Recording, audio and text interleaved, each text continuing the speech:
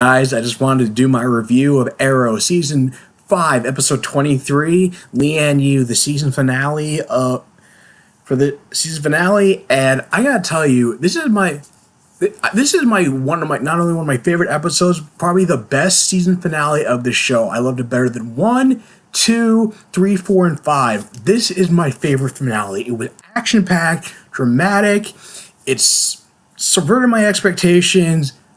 Oh my god, this was really good. I enjoyed the ever loving fuck out of this. I love this episode.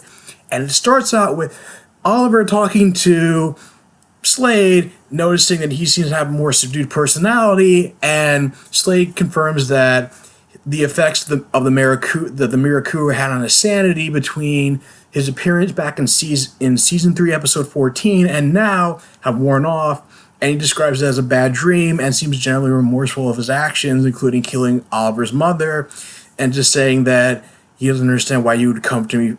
He's like, why would you come to me for help? You should have killed me when you had the chance. And Oliver presents the Slade with a thumb drive after knocking out the guard, the Argus agent guarding his cell unconscious. All the intel on finding his son Joe, and Oliver says, "Okay, I gave you all the intel to find your son. To help me find mine." And he gives him all of it. Like, he gives him back his mask, his suit, and his equipment. And and Slade notices, okay, this is just going to be like old times. And he's also released Digger Harkness when Nyssa and Malcolm are unloading all the equipment from the suitcases they brought on the plane with them, which is the latter, which is subsequently blown up by a missile by Prometheus and company, just so they all get stranded on the island. And while they are scoping out the island, they notice like almost everybody in cages, including Samantha, Oliver's baby mama, and essentially it's completely unguarded, and they realize that it's part of a trap. And to add insult to injury, it turns out that Prometheus already approached Captain Boomerang with a better offer, and basically he's actually sided with Prometheus. And but Oliver and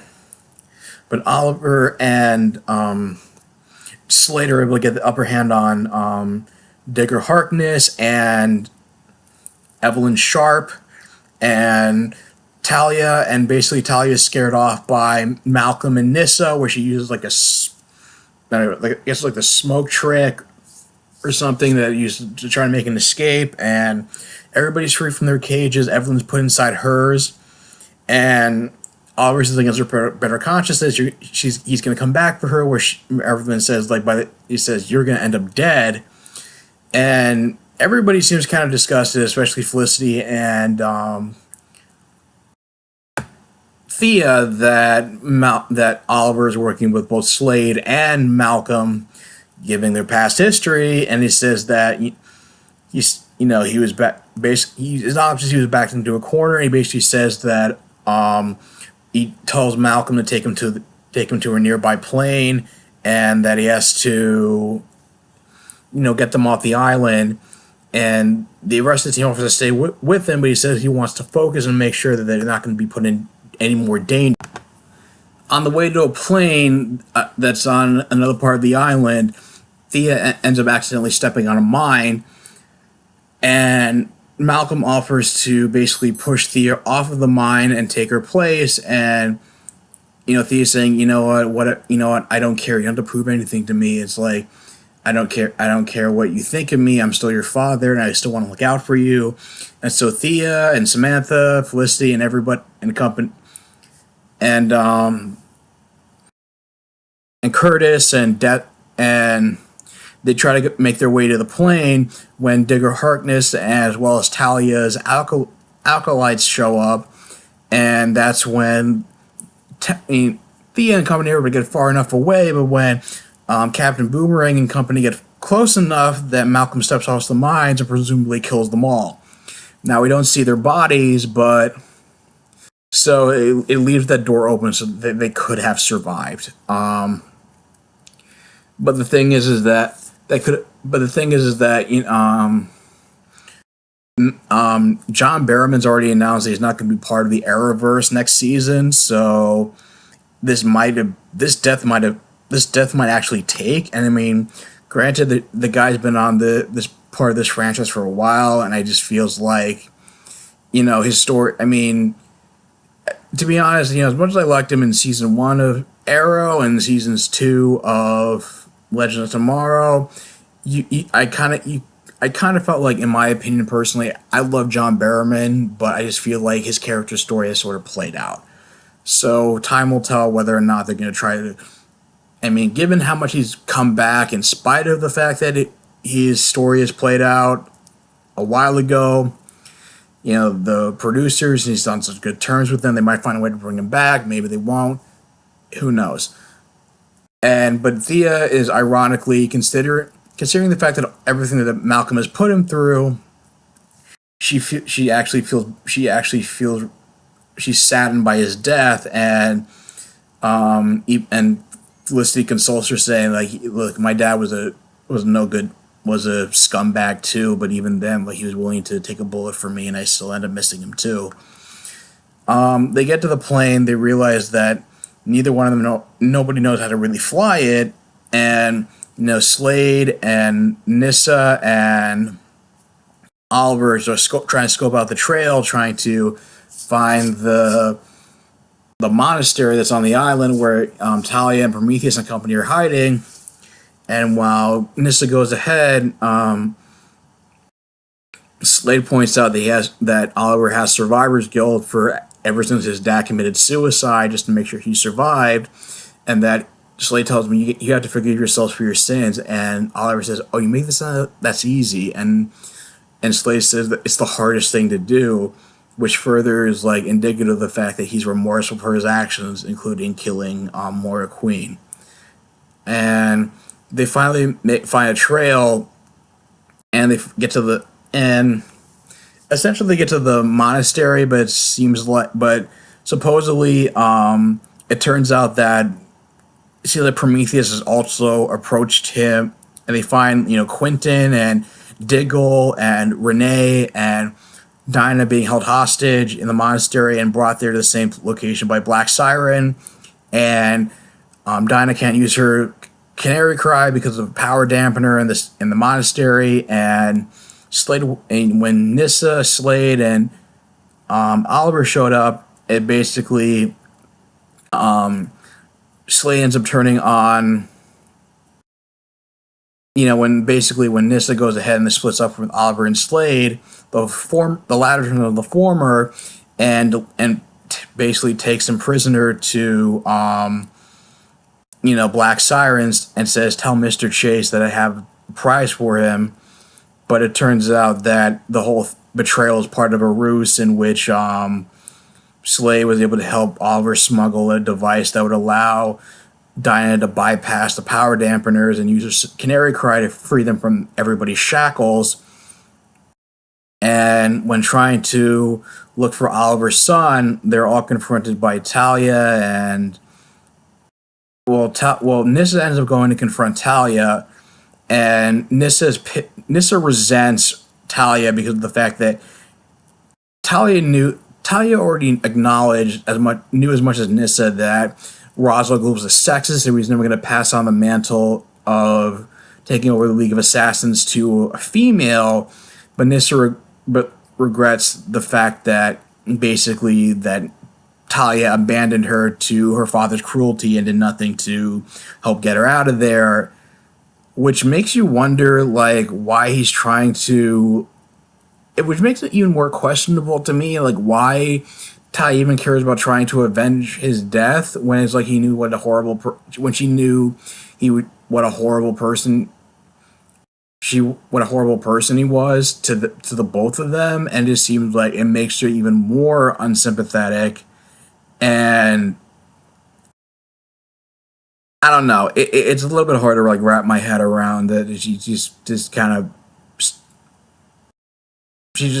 a bitch, and just more spineless than I would have imagined, knowing that it's like she hated Ross. She didn't care about her sister. That she just wanted to go off on her own. It was just like you could come across as like far more selfish than than I would have imagined.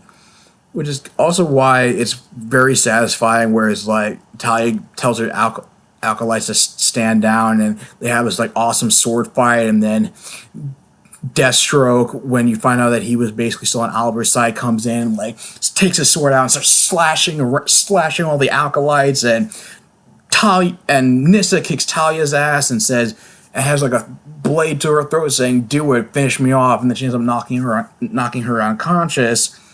And then when Oliver and company gets free, they're confronted by Prometheus and more of more of the Talia's acolytes, and Slade and Nissa rejoin them, and it becomes this like all-out battle where it's like you got like Slade slashing them around, like you have like Renee beating the crap out of them, with Slade beating the crap out of them, and Nissa's kicking ass, and it's like all this shit's going on, and Oliver's trying to beating the crap out of Prometheus because like he knows he has William held captive, and he's trying to find him. And they have this the Dinah and Black Siren both using their canary cries, saying them back. The blast like causing them to go like in opposite directions, and you can see more of like Black Siren's like jealous side when she gets pissed about how it's like, oh, I can't believe that Team Arrow chose you to replace me, and then Quentin, who's pretty pissed about Black Siren impersonating Earth One Laurel, basically gets the jump on Black Siren and like knocks her unconscious and says like, and Dinah says, "You didn't have to do that." It's like, "Oh, I did for so many reasons." I also mentioned beforehand when she's putting on the the choker, for lack of better terms, to help with her canary cry, that she should be. He tells Renee that she shouldn't be addressed as the canary, she should more like Black Canary. And I don't know, it just feels, that's the part where it feels like I kind of wish, you could tell like Black Siren in the previous episode, like she felt remorseful for trying to like take her dad prisoner, and she was trying to connect, she was trying to connect with Quentin, and Quentin wasn't having any of it. But it seems like in this episode she was back to being her usual smug self and just didn't seem to give a shit, and just seems to be, it's like that storyline's got kind of dropped, at least for now, considering Black Siren's going to be a series regular next season, as well as Juliana Hockervy and the actor and Renee's actors, which makes you realize is like, okay, is Black Siren going to be a recurring villain? It's going to be a villain. Where's Dinah's place going to be on the team? Like it's like, I don't know what they're going to do with those two canaries. Anyway, basically the fight between Oliver and Prometheus is juxtaposed with the fight when Oliver escapes from his prison cell on Lian Yu in the flashbacks, and is like killing off all of Kovar's men, and he's fighting off all of Kovar's men. And basically, even after getting slashed and stabbed by Kovar, he eventually snaps his neck. Present day, Chase tempts Oliver to do the same. It's like, prove to me what a killer you are. And he refuses to do that, even when Chase says, like, oh, your son is dead. He says, like, I'm not the, I was a killer. I'm not gonna be the person you think I am, or who I was. You can hate. So you can blame me for your father's death all you want, but I'm never going to, give you the satisfaction of killing you. And it turns out that not only was the plane that Felicity and company sabotaged, Renee and Diggle and everybody else catches up with, Felicity and the Samantha and Curtis. It not only takes out the and Nissa and Deathstroke, they all get to the plane. Not only is the major part, like the hydraulics, taken out, but of course, in addition, no one knowing how to fly in the plane. But Chase is basically getting away on a boat, and Oliver's able to catch up with him, which is juxtaposed with Oliver putting on his hood and fake beard and long hair that was given to him by the Bratva, and it's basically the exact same scene in the beginning of the pilot when he's like running up rocks and fires the arrows so the boat can find him and take him off the island. And he's fighting on the boat Adrian is trying to escape on. That's where he finds William and threatens to snap his neck and gives Oliver the sadistic choice, saying that, you can either kill me to save William or you don't kill me. And either I snap William's neck and William dies, or you kill me to save William.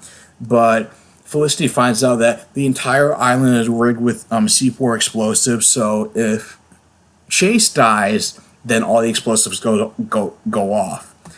And Oliver takes a third option, I guess, like shoots him in the knee and is like comforting William. But then, just as a last fu to Oliver, which is kind of reminiscent of the pilot in a dark way, how Robert Queen shot himself in the head to make sure Oliver surviving after Lian Yu. Chase shoots himself in the head with a revolver as well, which causes all the explosives to go off on Lian Yu when everybody's still presumably on it. So I was kind of shocked it ended on that note, because this is probably like the first season finale since season 1 where the season ended on a cliffhanger.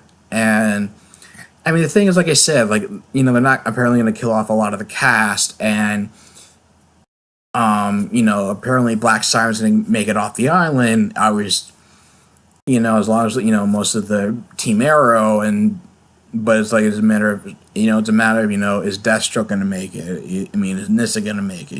Considering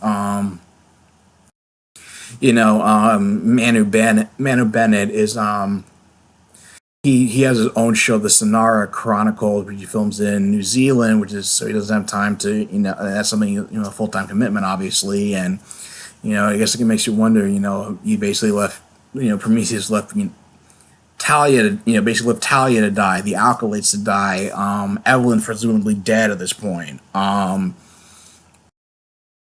So yeah, I was just sort of surprised it ended like that. And I mean, it was supposed to be a way of like the finale was, I got the impression was a way of like everything coming kind of full circle, and like closing one chapter of Arrow and opening another. So it's kind of hard to say like what.